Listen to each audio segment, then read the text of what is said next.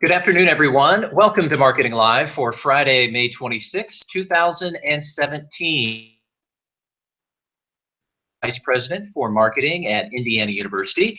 This afternoon, we will take you inside the presidential search with Dennis Barden from Whitt-Kiefer, whom I'll introduce in just a moment. But first, Marketing Live is part of the Higher Ed Live network. Our episodes offer you direct access to the best and brightest minds in education and beyond. We invite you to be a part of our live broadcast by sharing your knowledge. You can participate in today's discussion by tweeting us using the Higher Ed Live hashtag. All of our episodes are free and easy to access in the video archives at higheredlive.com, or take Higher Ed Live on the go with you by subscribing to the podcast. Higher Ed Live is produced by M. Stoner, a digital-first agency committed to tailored solutions that drive real results. Trusted by thousands of higher ed professionals, M. Stoner webinars are jam-packed with timely, strategic, and actionable knowledge. Check out their library of on-demand content. You can find everything from digital storytelling to myth-busting websites. We're tweeting out a link for that right now. Well, I'm very pleased to have Dennis Barden with us. Dennis is a senior partner at the executive search firm Whitt-Kiefer. During his time there, he's played a central role in nearly 400 searches across higher education, the nonprofit sector, and healthcare philanthropy. He brings almost 40 years of higher ed experience, including 20 years at his alma mater, St. Lawrence University, as well as administrative posts at Northwestern, Georgetown, and the University of the broadcast today. Welcome. Well, thank you very much, Rob. I really appreciate it. Thanks for having me here. And before, Dennis, we tackle presidential searches and all there is to talk about that, I'd like to explore a bit on your professional journey, especially given your wealth of experience in the higher ed sector and beyond. So as you reflect on that, is there something in particular that has had a lasting impact in terms of shaping your own career or even shaping your perspective on the work that you do? Well, interestingly enough, and I hate to sound corny, but frankly, that's my journey in higher education. I'm the son of a dairy farmer. I'm first generation college, and my folks had very little frame of reference on what higher education was when they packed me off to St. Lawrence back in the day. And higher education's had a seminal impact on my life. It's easily the single most important thing I ever did, and I've spent the last 40 years trying to pay it back. Well, that's great. And let's start by talking about the college presidency itself before we get into search processes. And there's no question that that role has become increasingly complex, increasingly demanding. So could you unpack that for us and describe how the position, that top post, has changed in recent years and why that has changed? Yeah, it's been an interesting journey, to tell you the truth, Rob. You know, my clients almost always start our conversations by asking what the marketplace is like for presidents these days, and my response is always the same. The marketplace for presidents is de facto irrational. And it's de facto irrational because people still want to be presidents. That is, frankly, in this environment, irrational.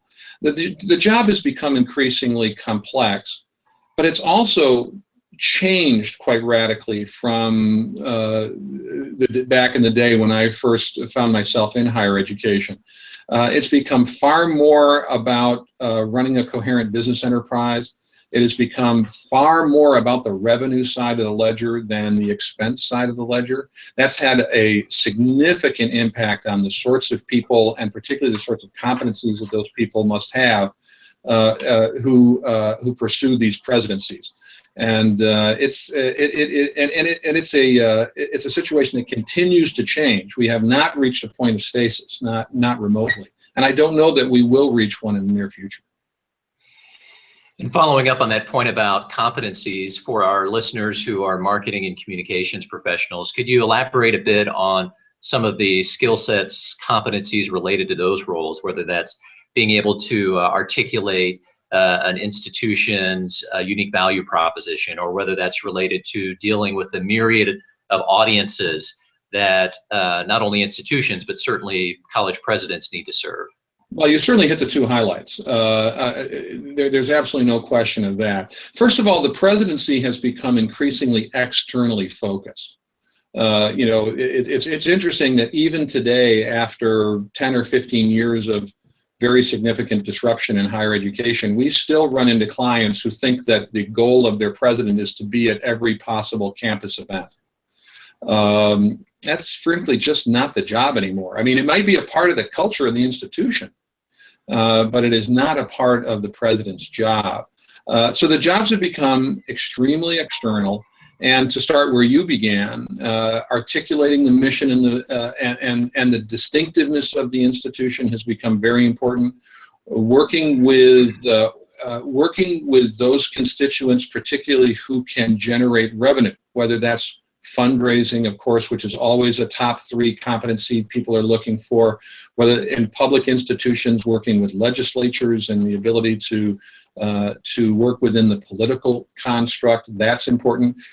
Increasingly, institutions are discovering that they can't go it alone, that partnerships are a pathway to success, and you see all kinds of different partnerships around higher education these days.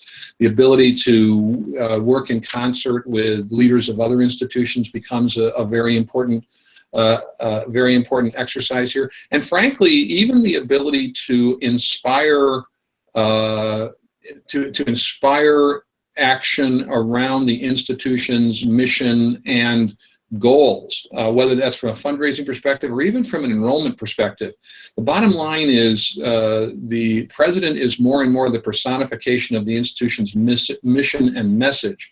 And so communication skills, critical, and also, as you indicated, the biggest difference between a college or a university and what we think of as a standard business or corporation is the issue of stakeholders. A college or university has many, and they all need satisfaction at some level, and that's a very difficult thing to do. So it takes a very special kind of skill set.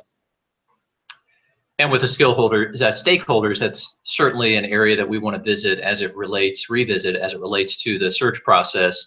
One more follow-up on the presidency itself, and I wanted to hear your perspective in the position and how that is becoming a growing concern with all of these changes, with many retirements forthcoming, and what are some of the implications there with the turnover of leaders of institutions? Yeah, well, it's an interesting proposition, and to be perfectly frank, and I say this as this is a problem.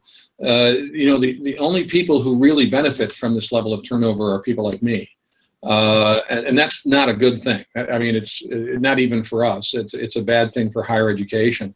I think when the ACE comes out with its report on the presidency here in the next few months, it's going to show that the average tenure has decreased pretty significantly. My guess is that tenure will be down to close to 5 years. I think that's a bimodal number, actually. I think if you really look into the data, my guess is you're going to find a bunch of presidents who are in the 8 to 10 to 12 year category, and another bunch of presidents who don't make it past their first 3-year contract. And it's that latter group that is actually highly problematic. There is, and we're also about to go through a fairly significant generational turnover in presidents, because the other thing that this data is proving out is that presidents are getting older. Now, interestingly enough, they're getting older at a time when getting older in the marketplace is actually does not have the kind of stigma on it that it used to. I'm aware of this as I consider turning 60 during this calendar year, and I continue to convince myself that 60 is the new 50. So people are serving until later ages, but there is going to be a significant amount of turnover over the course of time. Some of that is going to be dictated by the failure of presidents to rectify the issues their institutions face. Some of it is caused by frustration, but the amount of turnover, particularly going back to what we said before, if it's the job of the president of the institution to articulate the institution's mission, and particularly to build relationships around that institutional mission. Those relationships are sacrificed when there's turnover in the presidency. So it's a huge issue. And just a reminder to listeners, if you have questions or comments for Dennis, feel free to join the discussion. Use that HigherEdLive hashtag and just put that in on Twitter, and we'll be sure to relay your thoughts, your questions. So, Dennis, if an institution does have a leadership transition, the presidential search we know is going to be vastly different today than when that school conducted a search last time, especially if it's been, say, 10 or more years. So could you outline those key ways that presidential searches have changed in recent years? Mm-hmm. Well, they've changed, I think, in two ways. One is the substance of the people being sought, and the other is the process of seeking them. We've talked a little bit about the substance of the people being sought. I mean, it is very much more the enterprise of I hate to say running a business, because it denotes a kind of business-like approach, and there are very, very, very many ways in which a college or a university is not like a standard corporation. We've talked about one of the most important already. But the fact of the matter is that the enterprise needs to be administered, and it needs to be administered effectively.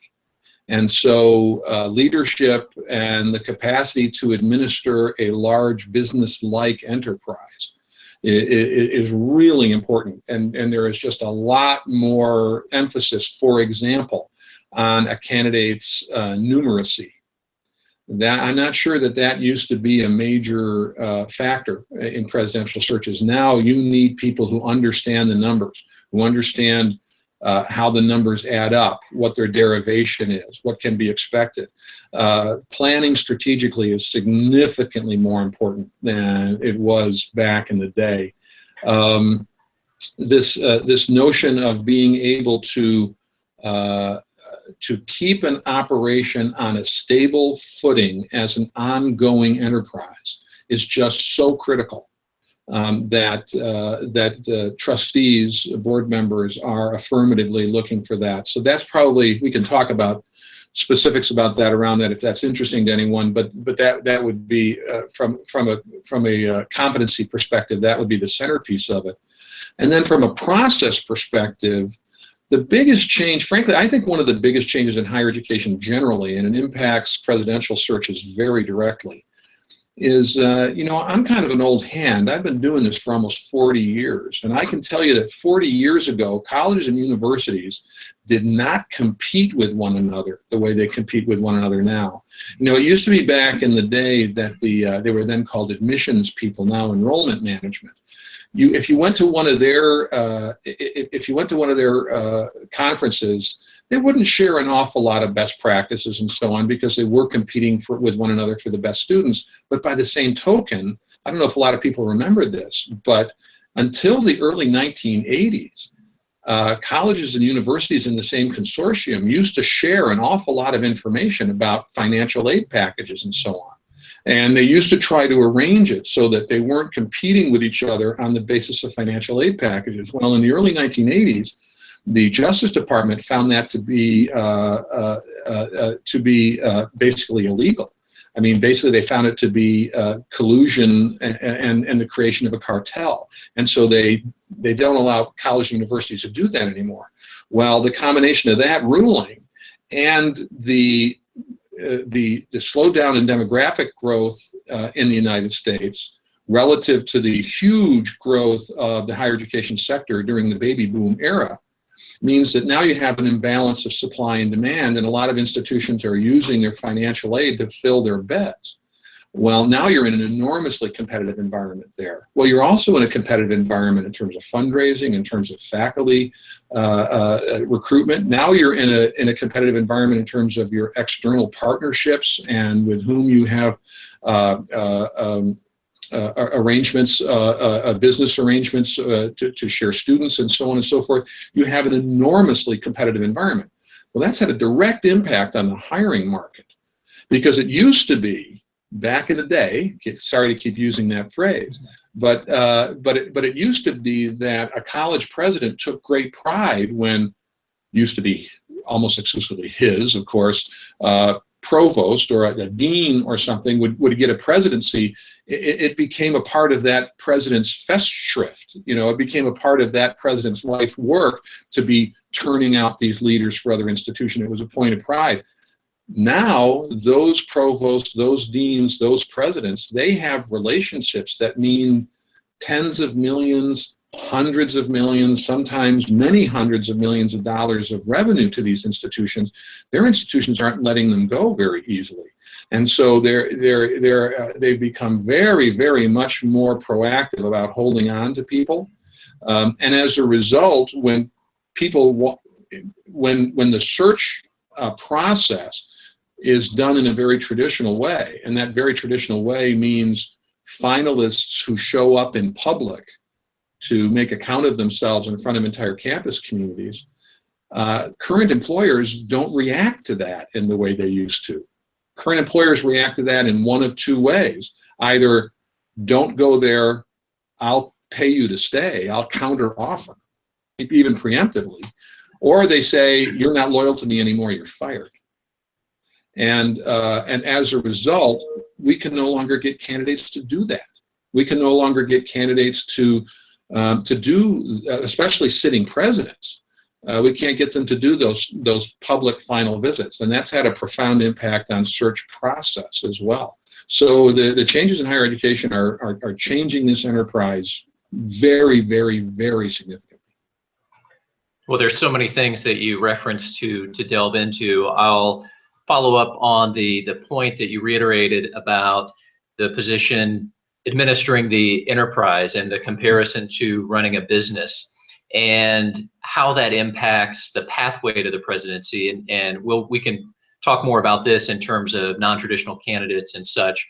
But in terms of that pathway, is that a reason for, say, deans to make the jump directly from dean to president, because that dean's position, especially in a running an academic unit that is set up with responsibility-centered budgeting and is much more entrepreneurial, so that is a more closely related role than, say, the traditional pathway, where a dean of a business school, you can make a lot of comparisons. You mentioned those connections to millions and millions of dollars, so that could be the appropriate path to go from dean directly to a president.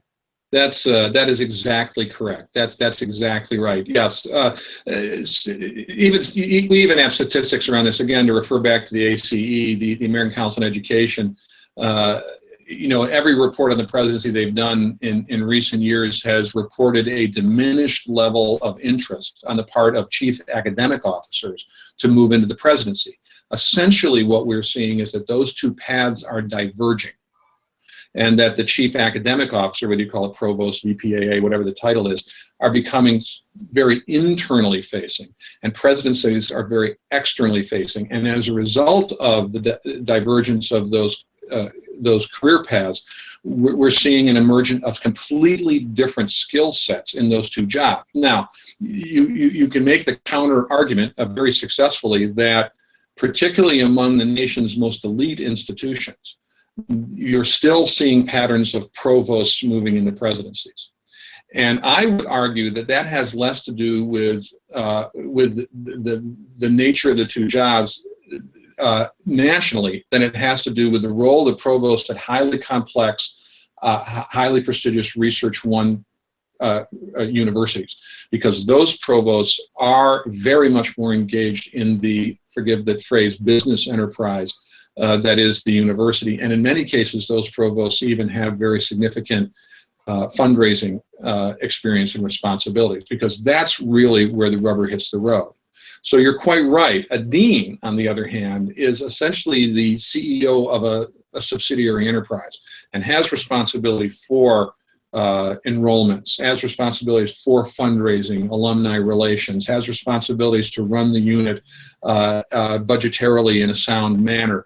And so those people at the decanal level who have those more externally facing kinds of skill sets and interests are becoming extremely compelling candidates for presidencies, and that's very much a trend. We're definitely seeing what I would refer to as a leapfrog effect there. Well, you raised a couple of points about the process itself, and before we get further into that, for any listeners who may or may not have been involved in a search process before, it may be in terms of what those roles are during a search process for the following groups: search firm, board of trustees, the institution itself, regarding who takes the lead for what, just to clarify those roles for listeners. Yeah, it's interesting because this new way of having to think about the presidency has, I think, altered the role that these different stakeholders can plan to play in the enterprise. If you go back even earlier than my time in higher education, presidents, particularly of highly prestigious institutions, tended to be sort of primus inter pares among the faculty. You'd find the most distinguished faculty member you could find, and you would make that person the president of the university, because that person personified the academic enterprise of the institution. And as a result, this was long before I was doing this, of course, but my pretty strong sense of this is that faculty therefore played a very substantial role in the selection of the president. And again, going back to those public final visits, the input of the campus community, it became an almost democratic sort of enterprise. That's not the way it is today. It's actually not the way it was ever intended to be. The bottom line is this, and I hope that various constituencies will forgive me for the way I'm about to put this, but it is literally the case. Hiring, managing, and firing a president is the sole province of the Board of Trustees. Everyone else involved in those processes is an invited guest and an advisor.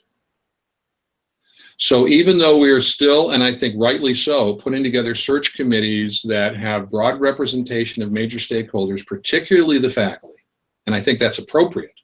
And I will tell you that in my experience, trustees go way out of their way to listen to the input of those other constituencies, including the faculty, especially. Nonetheless, I think it's become increasingly clear that all the roles of all the rest of those constituencies is to advise the board on its decision. And that's changed the dynamic. That has changed the way this works. It's hard for faculty members, I think, in particular, to get their heads around that as a dynamic. And I think it makes them very nervous. But I think, frankly, when you do a robust process with a lot of dialogue and a lot of sharing, it actually works extremely well. And knowing that you've conducted hundreds of these wide variety of institutions, and I'm sure you've seen what has worked well, what has not worked as well.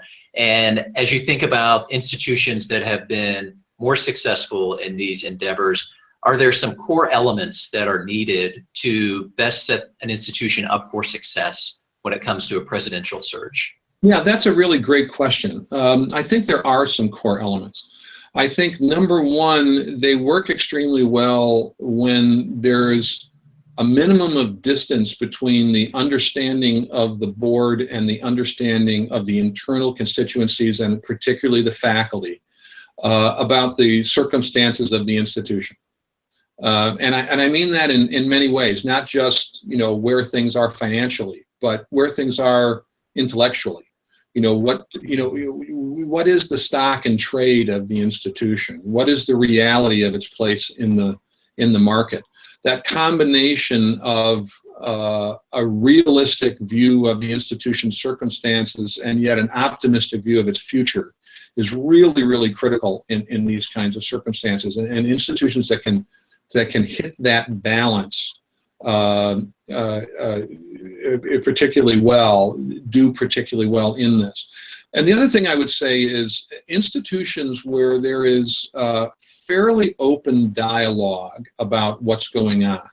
Institutions that feel that they have to be guarded, institutions where some constituencies know some things and other constituencies do not, or know other things or perceive things differently. That takes an awful lot of dialogue to get a search committee into a position where they really understand where the institution is going and can therefore select a person lead the institution forward in that regard. You asked before what the various roles were, and one of the constituencies you mentioned was us, the search firm, and frankly, that's one of the things that we must be a party to. I mean, we really must help the institution to get a realistic view of where it is. When we begin a search, it's very easy to get an institution to tell you what they want. If we do our jobs well, we can also figure out what they need and help to articulate what the gap is between those two things. And institutions that best negotiate that gap between what they want and what they need, those are the institutions that do well. The best ones are the ones that spend a lot of time talking to one another about it. The other thing I would say, by the way, that is and this is more of a tactical level thing, but institutions with smaller search committees do better than institutions with large ones.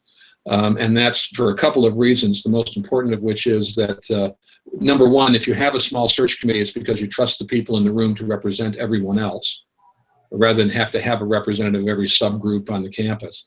And number two, large committees tend to reduce the common denominator of leadership. They tend to have a depressive impact on the level of leadership, and particularly the level of boldness that they seek in their leadership, and therefore tend to end up with more of a compromise kind of candidate. Well, I know for those in marketing and communications roles, your point earlier, Dennis, about the public forums, for example, and the growing difficulty of candidates putting themselves out there in a forum like that, especially sitting presidents, as you said. So any advice, recommendations on how to balance that, the candidate's wishes for confidentiality on one side, but yet a campus's need for transparency and perhaps broad involvement of many stakeholders? Yeah. Well, first of all, I mean, the major reason for this is the biggest change, the single biggest change that has really impacted this particular part of the process is that back when I was young, which, believe it or not, actually was after the earth had cooled, there used to be a thing called local news. You know, there used to be this thing where something would happen in a community and only that community would learn about it. Well, that doesn't happen anymore. Now, if you show up at another institution and that happens to hit any medium at all, then your home institution knows that literally at the speed of light. So what we have done, and yet, I'll go back to what I said before, I think all of us believe that more is better than less in terms of the kind of input and engagement that you get in the process, and not just in terms of information flow and different perspectives and good information to search, but also for the credibility of the search. You want your campus community to accept the outcome as being legitimate. So what we're doing, and what I think a lot of firms are doing, is what we at least refer to as a hybrid process. And the way we talk about that is, instead of having a sort of broad-based Greek democracy where, you know, God and everybody can come in and provide you with input on your candidates because everybody gets to, you know, look under their cuticles.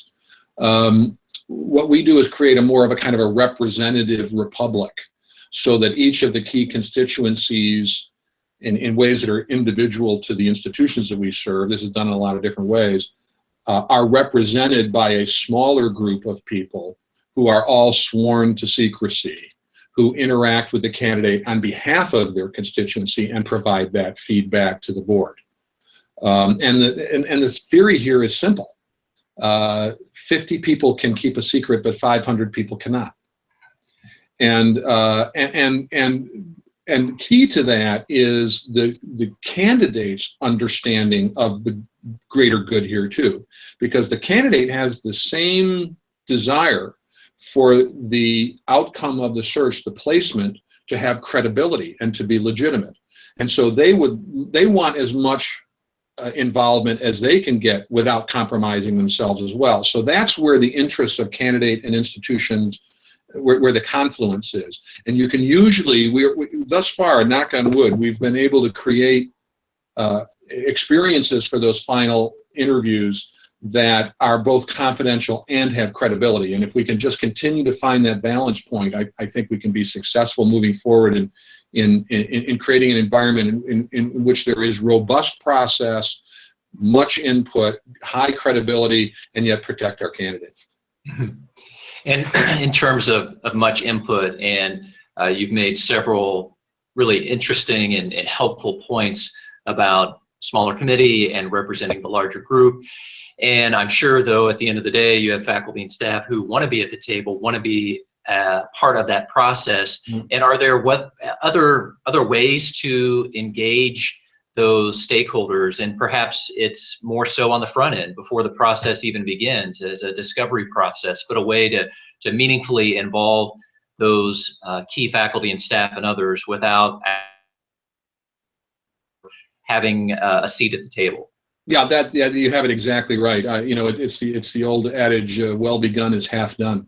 You know, a large part of this process and the legitimization of the process is listening on the front end. People have things that they want to accomplish in a change of leadership. Sometimes that's change, sometimes it's continuity, sometimes it's in between. There's all sorts of things. It's one of the more fascinating parts of our jobs to be able to sit back and try to figure out what those things are. We find it very productive, legitimately productive, to gather as much input as possible on the front end. So whether that's as a result of listening sessions with key constituencies, open fora, we have now turned increasingly to technology and the capacity to allow anyone to provide input on issues substantive and not for the search, sharing that input with the board, or at least with the board's leadership, so that they can hear what their constituencies are saying. I think that gives people, and then if you have the right people on the search committee and you write up a good document based on that input, one that's honest and one that's fair and one that really reflects the feelings of the campus in ways that are legitimate, then I think people will begin to begin to buy into the notion that yes, they are listening to us. Yes, this is not some cabal, some kind of star chamber just doing whatever they want, but they are going to be reflective of our input. I have to tell you, that's very legitimate. I mean, we don't undertake those exercises as a kind of a pablum for people. I mean, we're really listening, and I know that boards are really listening to that input. And so, yes, that's a great part of it. And one way to think of this, one way to think of any search is what I refer to as sort of top and bottom of the funnel issues.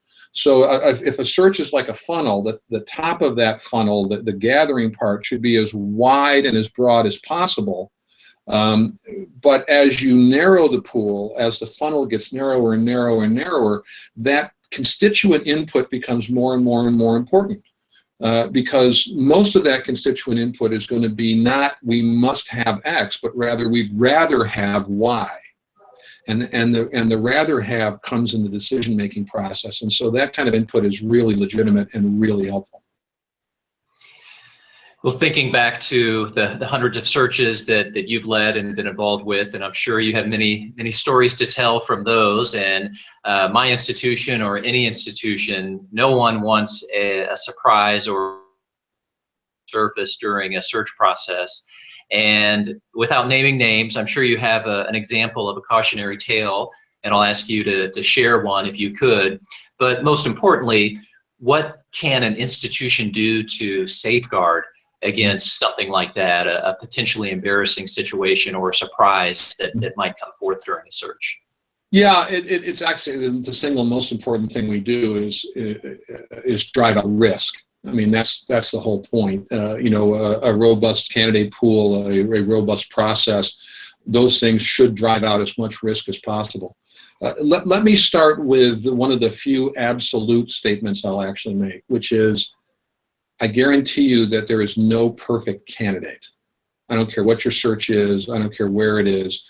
And I also guarantee that there is no process run by any living human being that can drive out 100% of the risk. It's just not possible. And so what we're trying to do is minimize risk and do everything within our power to know what we need to know about our candidates. Happily, technology helps in this regard. I mean, one of the changes over the course of time in presidential search of any sort, has been the availability of this information. Again, there used to be local news. There's no local news anymore.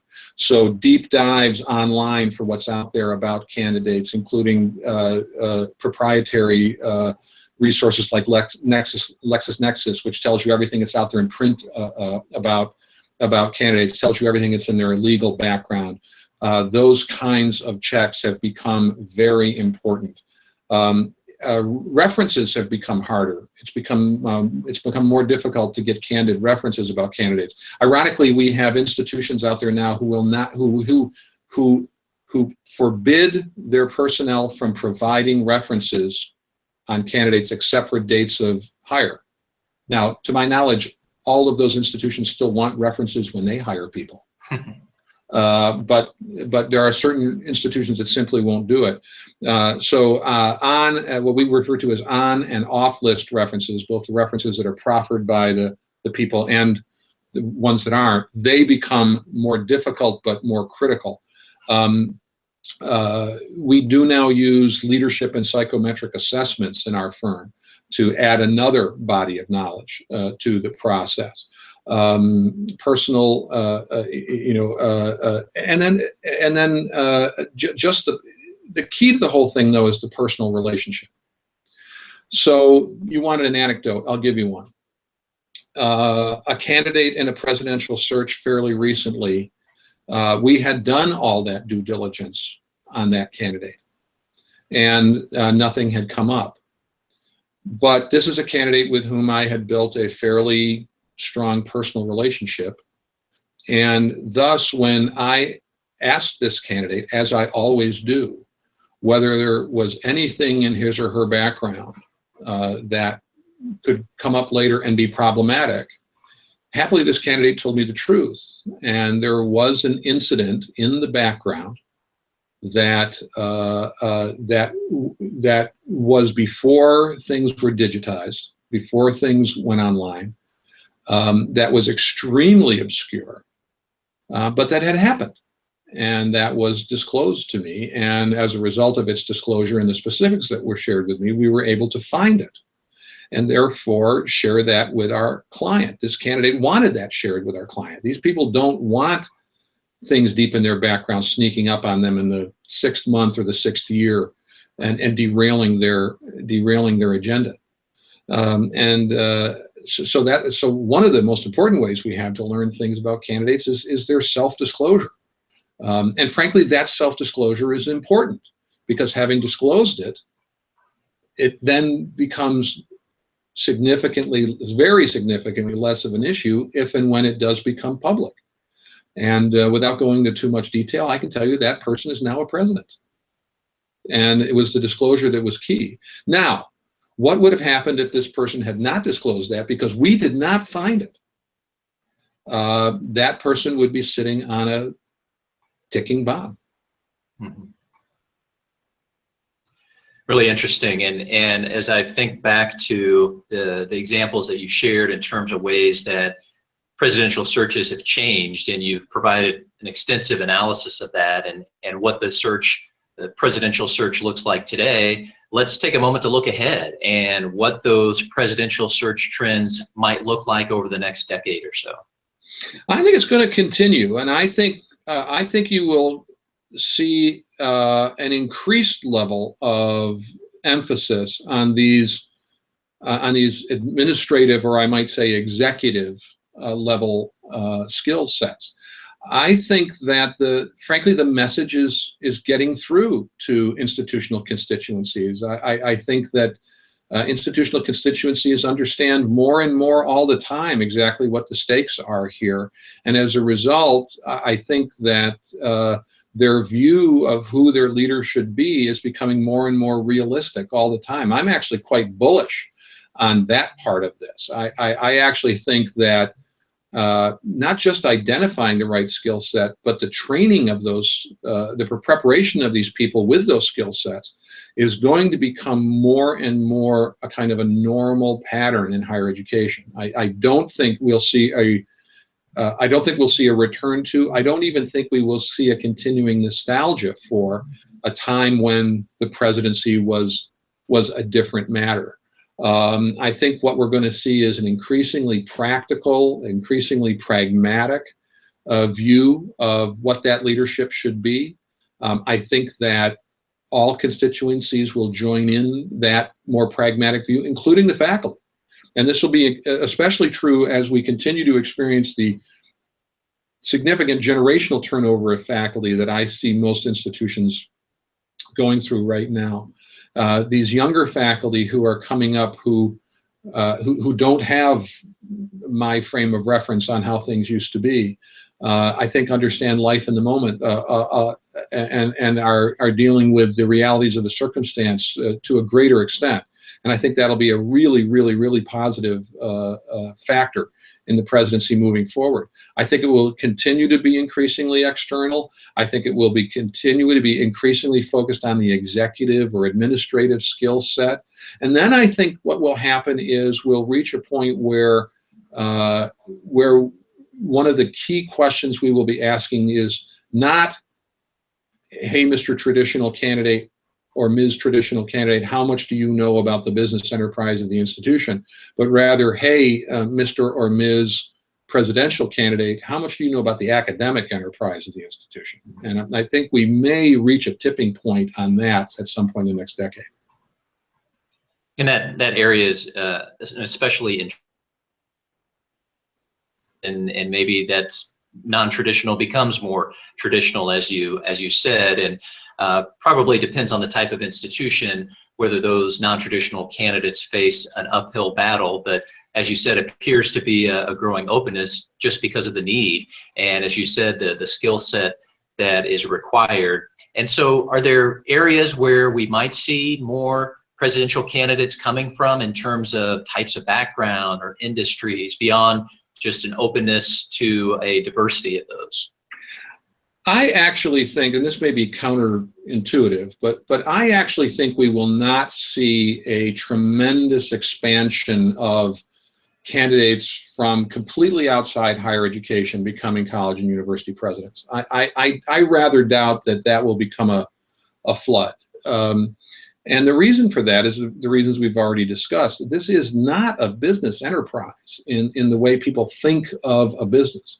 We're having, notwithstanding what anybody's politics are, I think we're getting a pretty good example of that in the White House right now, of a person who's been taken out of a corporate context with a single goal, single set of stakeholders, and been dropped into an enormously complex, multi-stakeholder, multi-goals and aspirations kinds of environment. We're seeing it in the White House now, and it continues to be the situation in college and university presidencies. And so I think it will still be not rare, but not the usual thing for people to move from corporate world into college and university presidencies. It's just such a different context.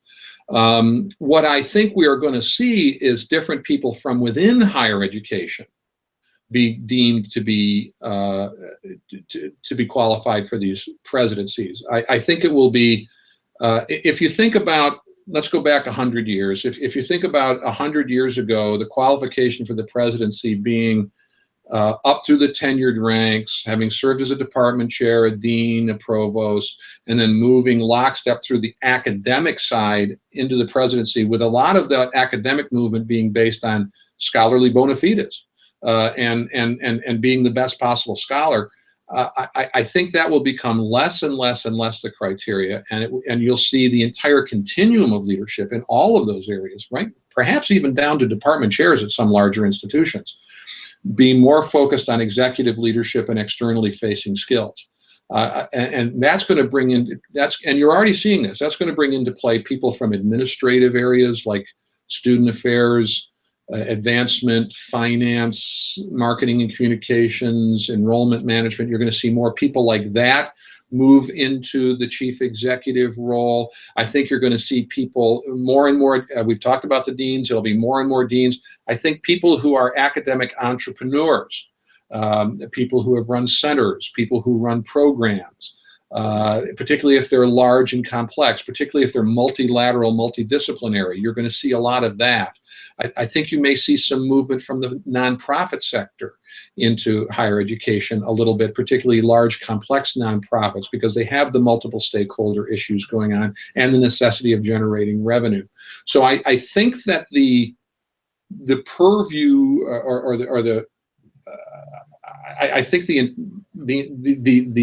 range of people who are going to be seen as typical candidates for presidencies is going to increase pretty substantially over the course of the next few years. I think you're going to see training for the presidency increase in intensity. I think you're going to see more programs. They're going to get better. They're going to be more intentional, and people are going to become more intentional about addressing themselves to them. I think all of that's going to happen in coming years, but I'm not yet convinced that the number of people from completely outside higher education coming into higher education is going to increase tremendously. And I think you're going to continue to see that happens in larger institutions with more robust administrations. So the example that's very frequently played out on us when that comes up is Bob Gates at Texas A&M. I think that's a great example. But Bob Gates wasn't hiring faculty. Bob Gates wasn't supervising deans. He was externally facing. He was running a large administrative enterprise. He was not engaged in curricular or scholarly matters. The smaller the institution, the closer the president is to those exercises, which requires a different skill set.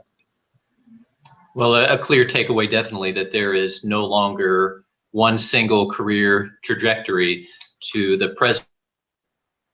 Some of those non-traditional backgrounds within the academy, and you mentioned student affairs, enrollment management, advancement, and I think it's a really interesting comment about looking ahead and some of the training and development opportunities that will be needed for those types of administrative leaders. And as you think about the maybe handful of presidents, candidates who have come from, say, student affairs or advancement, what have they done to prepare themselves, to develop themselves, to be able to answer those questions and address any concerns from the academic side? Well, number one, of course, is attaining a terminal degree. I think we will see some softening on the terminal degree requirement nationwide. We're already seeing some softening on that, but it's still going to be the gold standard.